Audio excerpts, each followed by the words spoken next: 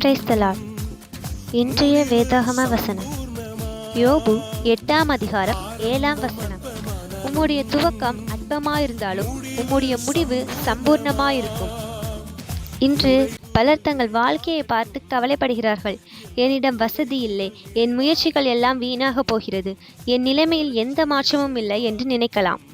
ஆனால் தேவன் உங்கள் ஆரம்பத்தை பார்க்கவில்லை, அவர் உங்கள் முடிவை பார்க்கிறார்.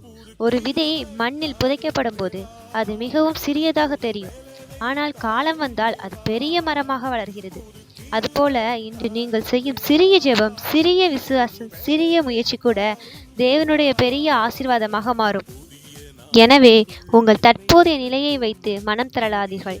தேவன் ஆரம்பித்த காரியத்தை அவர் நிறைவேற்ற வல்லவர். இன்று கண்ணீருடன் விதைக்கிறவர்கள் நாளை சந்தோஷத்துடன் அறுவடை செய்வார்கள். உங்கள் துக்கம் அற்பமாக இருக்கலாம், ஆனால் தேவன் உங்களோடு இருந்தால் உங்கள் முடிவு சம்பூர்ணமாயிருக்கும்.